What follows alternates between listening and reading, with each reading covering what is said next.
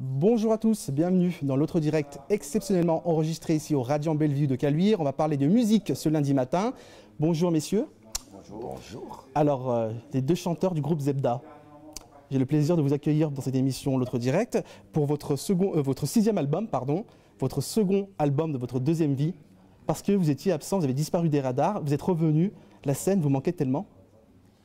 En tout cas, ce qui nous manquait, c'était d'être ensemble. Parce que bon, être ensemble, c'est aussi avoir 17 ans, être ado, partir à l'aventure, être une bande, une équipe de foot. Et quand on est en groupe, souvent, il y a une espèce de rajeunissement intégral. Et puis, c'est un peu pour nous comme une forme de récré aussi, quoi. Donc, on fait de la musique, mais il y a le côté récré quand il y a le collectif. Alors, ceci dit, on n'a pas complètement disparu. Enfin, ça dépend de quel radar on parle, puisque pendant toute cette période de break de Zebda, on a aussi une aventure musicale particulière. Majid a fait 2 albums et 2 livres et des tournées. Et puis avec mon frère Hakim, on a fait un projet qui s'appelle Origine Contrôlée, entre autres. On a fait 3 albums. Donc on n'a pas vraiment quitté la scène. Donc la scène, elle n'a pas disparu de nos vies. C'est exactement pour ça que Majid dit que c'est la dimension collective, le fait d'être ensemble qui nous a manqué. Alors, un 6e album, comme des Cherokees, un opus groovy aux accents funky, on a envie de danser, on a envie de s'éclater, justement, toujours ce plaisir de la fête, du vivre ensemble. Disons que pour nous, il y a une notion de divertissement qui est essentielle. C'est-à-dire à la fois, on aime bien cette idée que celui qui pense danse aussi, et celui qui danse pense aussi, et que la fête est beaucoup plus belle quand elle a du sens. Donc c'est un peu ce qui articule notre idée du spectacle et qu'on propose au public, quoi. Donc c'est important pour nous que ça groove, mais qu'en même temps qu'il y ait quelque chose de très terrien, de très lucide et d'assez descriptif, d'une idée de société dont on rêve. Et un album forcément moins politique que Second Tour ? Non, je ne suis pas d'accord. Il n'y a pas un album dans les 6 qu'on a fait qui soit moins ou un qui soit plus politique. Parce qu'on n'est pas là en train de se dire est-ce qu'on fait un album politique. Non, on est des individus qui, en dehors de la musique, nous sentons concernés par une société, par la société. On a envie, enfin, elle nous intéresse, on la regarde. Et on a envie d'être des individus dans l'action. Et donc, les albums se ressemblent ou pas, mais quand on dit en vérité qu'ils sont moins politiques, c'est parce que il nous arrive d'avoir des titres plus suggestifs. Et donc, ils suggèrent, mais ils ne sont pas moins politiques. Et il arrive qu'il y ait des titres plus directs. Ça ne veut pas dire pour autant qu'ils sont plus politiques. Mais quels sont les messages que vous souhaitez passer en 2014 ?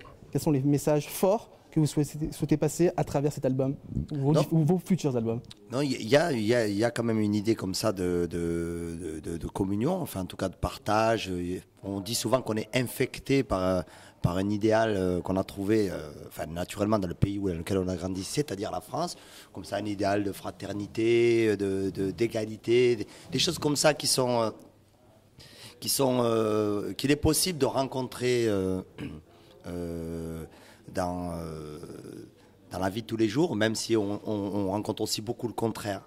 Les inégalités, la discrimination, le racisme, ou toutes les formes d'exclusion, on le rencontre, mais on rencontre aussi la fraternité, la volonté qu'ont les gens de partager. Donc nous, on s'inspire à la fois de l'injustice en allant dans la direction de ce qui existe vraiment et qui nous semble être la France qu'on aime, quoi, en fait, tout simplement. Les gens qu'on aime, ceux qui ont une idée d'universel. Voilà, notre message, il est là.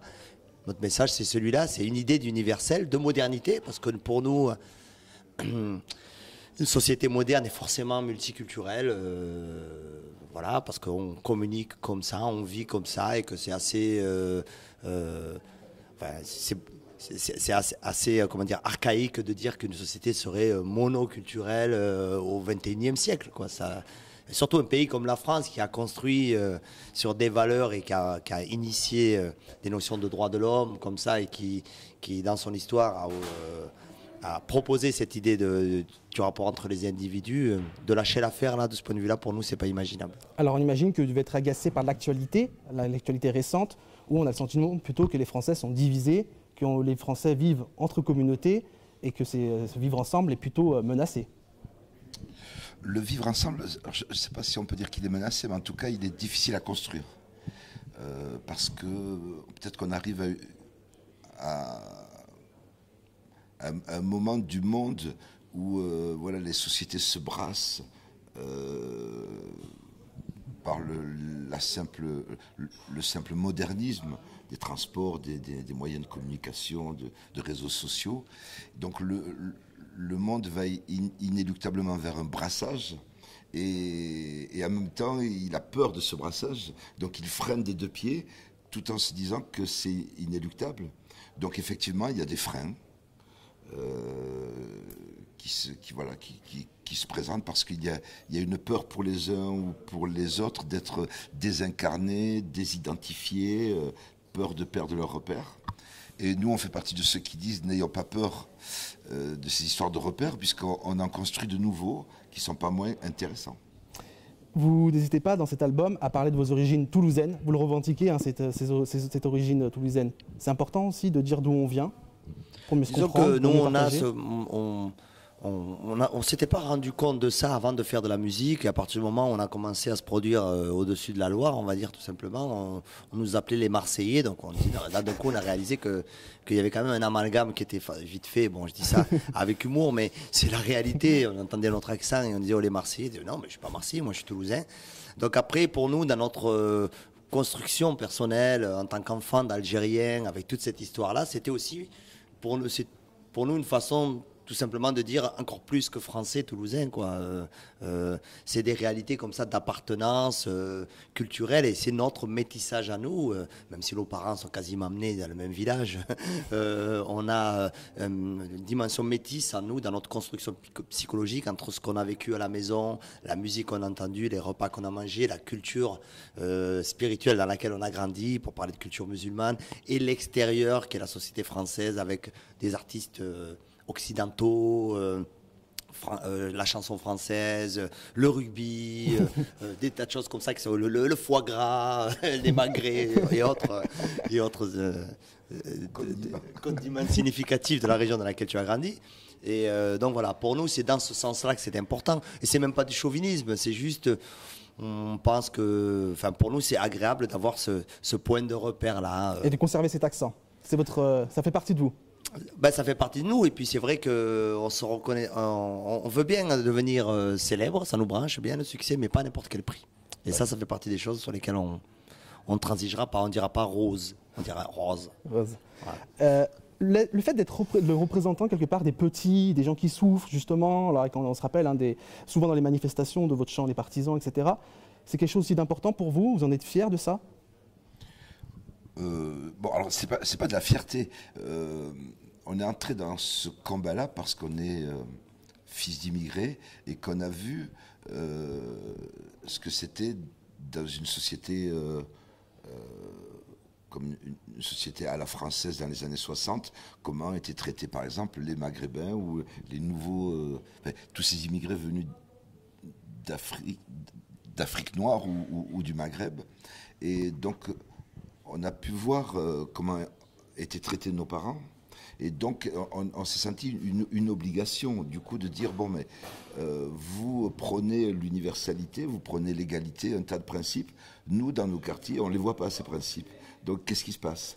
Donc, on est rentré dans ce combat pour dire, mais expliquez-nous à quel moment l'égalité fonctionne quand on n'est pas blanc, de sexe masculin, d'obédience catholique.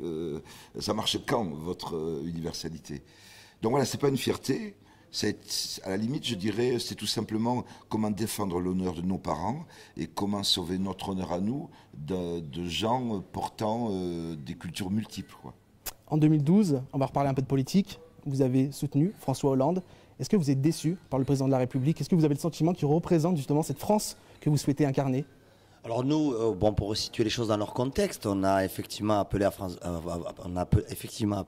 voter François Hollande au deuxième tour de l'élection présidentielle. Donc il ne restait que deux candidats. Hein, donc c'était lui ou Nicolas Sarkozy. Et pour nous, c'était un peu comme une évidence. Il nous arrive quelquefois d'en avoir, hein, même si le doute trace notre route.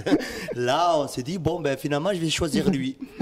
Et bon, il faut dire, faut dire qu'on avait on a quand même une certaine expérience de la vie politique française, puisqu'on a toujours été plutôt impliqué et concerné. Et vous avez assumé, vous n'êtes pas caché, contrairement à certains artistes parfois qui vont soutenir et qui derrière n'assument pas. Vous avez toujours assumé finalement on assume complètement vos propos et vos choix. Voilà, exactement, on assume complètement. Puis on assume aussi, même quand, enfin, le fait même que en le faisant, on ne se faisait pas spécialement d'illusions non plus. Les trahisons de la gauche à notre rencontre, on les a connues plus d'une fois. Et bon, finalement, c'est encore ce qui se passe. C'est-à-dire que la gauche au pouvoir,